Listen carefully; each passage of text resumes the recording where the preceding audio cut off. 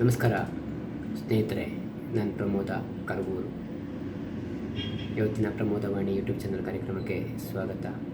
ನನ್ನ ಕಾರ್ಯಕ್ರಮ ಇಷ್ಟ ಆದರೆ ಶೇರ್ ಮಾಡಿ, ಲೈಕ್ ಮಾಡಿ, ಹಾಗೆ ಕಾಮೆಂಟ್ಸ್ ಮಾಡಿ.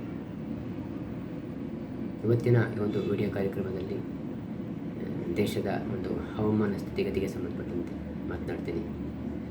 ಕಳೆದ 2023ನೇ ಸಾಲಿನಲ್ಲಿ ದೇಶದಲ್ಲಿ ಸಾಕಷ್ಟು ಪ್ರಮಾಣದಲ್ಲಿ ಮಳೆ ಇಳಿಮುಖಾಗಿತ್ತು. ಇದಕ್ಕೆಲ್ಲ ಕಾರಣ ನಿಮಗೆಲ್ಲರೂ ಕೂಡ ಗೊತ್ತಿರ್ತಕ್ಕಂಥದ್ದೇ ಜಾಗತಿಕ ತಾಪಮಾನದ ಏರಿಕೆ, ಹಾಗೆ ಎಲ್ ನೈನೋ ಪ್ರಭಾವ.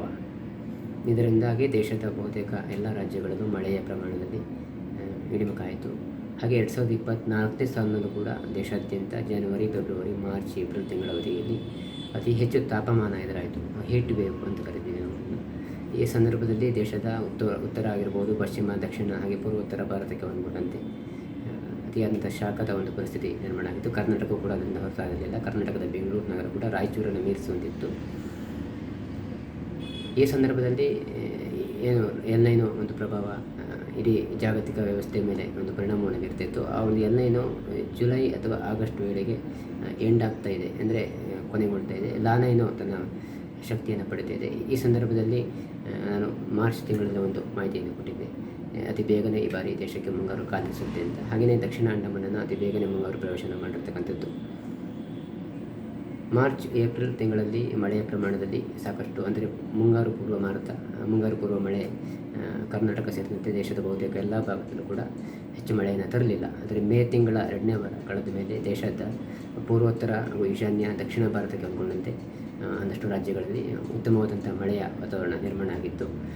ಈ ಸಂದರ್ಭದಲ್ಲಿ ಎಲ್ಲವೂ ಸರಿ ಹೋಗ್ತಾ ಇದೆ ಅನ್ನೋ ಸಮಯದಲ್ಲೇ ಒಂದು ವ್ಯತಿರಿಕ್ತವಾದಂಥ ಒಂದು ಹವಾಮಾನ ಸ್ಥಿತಿ ಬಾಂಗ್ಲಾ ಕೊಲ್ಲಿಯಲ್ಲಿ ಸೃಷ್ಟಿಯಾಗ್ತಿದೆ. ಏನಪ್ಪ ಅಂದರೆ, ಈಗಾಗಲೇ ಅಂಡಮಾನನ್ನು ಪ್ರವೇಶ ಮಾಡಿರ್ತಕ್ಕಂಥ ಮುಂಗಾರು ಮಾರುತದ ಜೊತೆಯಲ್ಲಿ ಒಂದು ಡೀಪ್ ಡಿಪ್ರೆಷನ್ ಉಂಟಾಗ್ತಿದೆ. ಇದರ ಒಂದು ಪರಿಣಾಮವಾಗಿ ಮೇ 25, 26, 27ರ ವೇಳೆಗೆ ಬಂಗಾಳ ಕೊಲ್ಲಿಯಲ್ಲಿ ಸೈಕ್ಲೋನ್ ಉಂಟಾಗುತ್ತೆ. ಸೈಕ್ಲೋನ್ ಏನಿದೆ ಇದು ಉತ್ತರ ಇಲ್ಲ ಈಶಾನ್ಯ ದಿಕ್ಕಿನತ್ತ ಚಲಿಸ್ತಕ್ಕಂಥ ಸಾಧ್ಯತೆ ಇದೆ. ಅಂದರೆ ಮಯನ್ಮಾರ್ ಕಡೆಗೆ ಚಲಿಸ್ತಕ್ಕಂಥ ಇಲ್ಲ ಬಾಂಗ್ಲಾದೇಶ ಈ ಒಂದು ಭಾಗದಲ್ಲಿ ಈ ಚಂಡಮಾರುತ ಹಾದು ಹೋಗ್ತಕ್ಕಂಥ ಲಕ್ಷಣಗಳು ಗೋಚರ ಆಗ್ತವೆ. ಇದರ ಪರಿಣಾಮವಾಗಿ ಮುಂದೆ ಎಲ್ಲೆಲ್ಲಿ ಮಳೆಯಾಗ್ಬೋದು ಈ ಕುರಿತು ಒಂದು ಸ್ಪಷ್ಟ ಚಿತ್ರಣವನ್ನು ನಿಮಗೆ ನೀಡಲಿಕ್ಕೆ ಬಯಸ್ತೀನಿ. ಭಾರತೀಯ ಹವಾಮಾನ ಇಲಾಖೆಗೆ ಸೇರಿದಂಥ ಒಂದು ಉಪಗ್ರಹ ಚಿತ್ರವನ್ನು ನಿಮಗೆ ತೋರಿಸ್ತೀನಿ. ಏನೆಲ್ಲ ಬಂಗಾಳ ಕೊಲ್ಲಿಯಲ್ಲಿ ಒಂದು ಪರಿಸ್ಥಿತಿ ನಿರ್ಮಾಣ ಆಗ್ತಿದೆ ಅನ್ನೋದನ್ನು ನೀವು ಕಾಣ್ಬೋದು ವೀಕ್ಷಕರೇ. ಪೆನ್ಸಿಲ್ನಲ್ಲಿ ನಾನು ಇದು ಮಾರ್ಜಿನ್ ಮಾಡ್ತಾಯಿದ್ದೀನಿ. ಈ ಒಂದು ಭಾಗ ಬಂಗಾಳ ಕೊಲ್ಲಿಗೆ ಸೇರಿದಂಥ ಪ್ರದೇಶ. ಈ ದಟ್ಟವಾದಂಥ ಒಂದು ಮೋಡದ ಸಾಲನ್ನು ಇಲ್ಲಿ ನೀವು ಗಮನಿಸ್ತಾ ಇದ್ದೀರಾ. ಈ ಒಂದು ಪ್ರದೇಶದಲ್ಲಿ ಮುಂದಿನ ಮೇ 25ರ ಆಸ್ಪಾಸ್, ಮೇ 26ರ ವೇಳೆಗೆ ಪ್ರಬಲ ಸೈಕ್ಲೋನ್ ಚಂಡಮಾರುತ ಸೃಷ್ಟಿಯಾಗುತ್ತೆ. ಈ ಚಂಡಮಾರುತ ಈ ದಿಕ್ಕಿಗೆ, ಅಂದರೆ ನಾನು ಹಿಂದೆ ಹೇಳಿದಾಗೆ ಉತ್ತರ ದಿಕ್ಕಿನತ್ತ ಚಲಿಸ್ತಕ್ಕಂಥ ಸಾಧ್ಯತೆ ಇದೆ. ಇಲ್ಲವೇ ಈಶಾನ್ಯ ದಿಕ್ಕಿನತ್ತ ಮಯನ್ಮಾರ್ ಕಡೆಗೆ ಚಲಿಸ್ತಕ್ಕಂಥ ಸಾಧ್ಯತೆ ಇದೆ. ಇದರ ಪರಿಣಾಮವಾಗಿ ಒರಿಸ್ಸಾ ಆಗಿರ್ಬೋದು, ಅಂದರೆ ಆಂಧ್ರ ಪ್ರದೇಶದ ದಕ್ಷಿಣ ಭಾಗ, ಒರಿಸ್ಸಾ, ಪಶ್ಚಿಮ ಬಂಗಾಳ, ಈಶಾನ್ಯ ಭಾರತದ ಬಹುತೇಕ ಅಸ್ಸಾಂ, ಮಣಿಪುರ, ನಾಗಾಲ್ಯಾಂಡ್, ಸಿಕ್ಕಿಂ ಈ ಒಂದು ಭಾಗಕ್ಕೆ ಹೊಂದ್ಕೊಂಡಂತೆ, ಹಾಗೆ ಬಿಹಾರ, ಜಾರ್ಖಂಡ್, ಮಧ್ಯಪ್ರದೇಶ, ಉತ್ತರ ಪ್ರದೇಶದ ಒಂದಷ್ಟು ಪ್ರದೇಶಗಳಿಗೆ ಹೊಂದ್ಕೊಂಡಂತೆ ಬಿಹಾರದ ಬಹುತೇಕ ಭಾಗದಲ್ಲಿ ಮುಂದಿನ ಮೇ 25ರ ನಂತರ ಅತಿ ಹೆಚ್ಚು ಮಳೆಯಾಗ್ತಕ್ಕಂಥ ಸಾಧ್ಯತೆಗಳು ಕಂಡುಬರುತ್ತವೆ. ಈ ಒಂದು ಚಂಡಮಾರುತದ ಪ್ರಭಾವದಿಂದಾಗಿ ಮಾನ್ಸೂನ್ ಮಾರುತದ ಮೇಲೆ ಪ್ರಭಾವವನ್ನು ಬೀರುತ್ತೆ. ಮಾನ್ಸೂನ್ ಮಾರುತದ ತೇವಾಂಶವನ್ನು, ಅಂದ್ರೇನು, ಈ ಅಂಡಮಾನ್ ನಿಕೋಬಾರ್ ದ್ವೀಪದಲ್ಲಿ ಒಂದು ಪ್ರಬಲವಾದಂಥ ಮಾನ್ಸೂನ್ ಮಾರುತ ನಿರ್ಮಾಣ ಆಗ್ತಿತ್ತು. ಆ ಒಂದು ಮಾನ್ಸೂನ್ ಮಾರುತದ ಒಂದು ವೇಗಕ್ಕೆ ಈ ಚಂಡಮಾರುತ ತಡೆಯನ್ನು ಹಾಕುತ್ತೆ. ಅಂದರೆ ಕೇರಳದ ಕಡೆಗೆ ಬರಬೇಕಾದಂಥ ಮಾನ್ಸೂನ್ ಮಾರುತಗಳೇನಿದೆ ಇವುಗಳಿಗೆ ತಡೆಯನ್ನು ಹಾಕುತ್ತೆ. ಮಾನ್ಸೂನ್ ಮಾರುತಗಳು ದುರ್ಬಲಗೊಳ್ಳುತ್ತವೆ ವೀಕ್ಷಕರೇ. ಹಾಗಾಗಿ ಜೂನ್ ತಿಂಗಳಲ್ಲಿ ಈ ಬಾರಿ ಮಳೆಯ ಪ್ರಮಾಣದಲ್ಲಿ ಮತ್ತೆ ಇಳಿಮುಖ ಆಗ್ತಕ್ಕಂಥ ಲಕ್ಷಣ ಗೋಚರ ಆಗ್ತವೆ.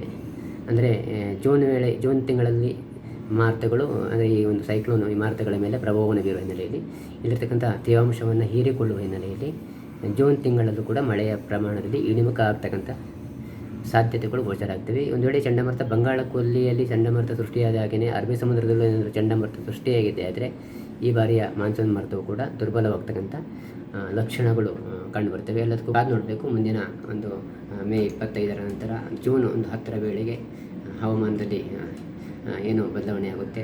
ಬಂಗಾಳ ಕೊಲ್ಲಿ, ಹಿಂದೂ ಮಹಾಸಾಗರ, ಅರಬ್ಬಿ ಸಮುದ್ರಕ್ಕೆ ಹೊಂದ್ಕೊಂಡಂತೆ ಮಾನ್ಸೂನ್ ಮಾರುತದ ವೇಗವನ್ನು ತಗ್ಗಿಸ್ತಕ್ಕಂಥ ಏನಾದರೂ ಸಾಧ್ಯತೆಗಳಿದೆಯಾ? ಚಂಡಮಾರುತದ ಪ್ರಭಾವ ತುಂಬ ಅತ್ಯಂತ ಬೇಸರವನ್ನು ತರಿಸ್ತಕ್ಕಂಥ ವಿಚಾರ. ಏಕೆಂದರೆ ಈ ಸಂದರ್ಭದಲ್ಲಿ ಬಂಗಾಳ ಕೊಲ್ಲಿ ಆಗಿರ್ಬೋದು, ಅರಬ್ಬಿ ಸಮುದ್ರ ಆಗಿರ್ಬೋದು ಚಂಡಮಾರುತ ಸೃಷ್ಟಿಯಾಗಬಾರ್ದು. ಸಾಮಾನ್ಯವಾಗಿ ಚಂಡಮಾರುತಗಳು ಹಿಂದೆ ಬಹಳ ಅಪರೂಪವಾಗಿತ್ತು. ಆದರೆ ಜಾಗತಿಕ ತಾಪಮಾನ ಏರಿಕೆ ಹಿನ್ನೆಲೆಯಲ್ಲಿ ಇತ್ತೀಚಿನ ದಿನಗಳಲ್ಲಿ ಬಂಗಾಳ ಕೊಲ್ಲಿ, ಅರಬ್ಬಿ ಸಮುದ್ರದಲ್ಲಿ ವರ್ಷದಲ್ಲಿ 1 ರಿಂದ 2 ಇಲ್ಲ 3 ರಿಂದ 4 ಚಂಡಮಾರುತಗಳು ಸೃಷ್ಟಿಯಾಗ್ತವೆ. ಇದು ಆತಂಕಕಾರಿಯಾದ ವಿಚಾರ. ಹಾಗಾಗಿ ಇದು ಮಾನ್ಸೂನ್ ಮಾರುತದ ಮೇಲೆ ಪ್ರಭಾವವನ್ನು ಬೀರ್ತಕ್ಕಂಥ ಸಾಧ್ಯತೆ ಇದೆ. ಹಾಗಾಗಿ ಮುಂದಿನ ದಿನಗಳಲ್ಲಿ ಈ ಚಂಡಮಾರುತಗಳು ದೇಶದ ಒಂದು ಹವಾಮಾನ ಸ್ಥಿತಿಯ ಮೇಲೆ ಏನೆಲ್ಲ ಪರಿಣಾಮವನ್ನು ಬೀರುತ್ತೆ ಅನ್ನೋ ಕುರಿತು ಮುಂದಿನ ಒಂದು ವಿಡಿಯೋ ಕಾರ್ಯಕ್ರಮದಲ್ಲಿ ತಿಳಿಸ್ಕೊಡ್ತೀನಿ. ನನ್ನ ಕಾರ್ಯಕ್ರಮ ಇಷ್ಟ ಆದರೆ ಶೇರ್ ಮಾಡಿ, ಲೈಕ್ ಮಾಡಿ, ಹಾಗೆ ಕಾಮೆಂಟ್ಸ್ ಮಾಡಿ. ಮುಂದಿನ ಒಂದು ವಿಡಿಯೋ ಕಾರ್ಯಕ್ರಮದಲ್ಲಿ ನಿಮ್ಮನ್ನು ಮತ್ತೆ ಭೇಟಿಯಾಗ್ತೀನಿ ವೀಕ್ಷಕರೇ. ನಾನು ಪ್ರಮೋದ ಕರ್ಗೂರು. ನನ್ನ ಪ್ರಮೋದವಾಣಿ ಯೂಟ್ಯೂಬ್ ಚಾನಲನ್ನು ಬೆಂಬಲಿಸಿ ಅಂತ ಹೇಳ್ತಾ ನನ್ನ ಕಾರ್ಯಕ್ರಮವನ್ನು ಮುಗಿಸ್ತಾ ಇದ್ದೀನಿ. ನಮಸ್ಕಾರ.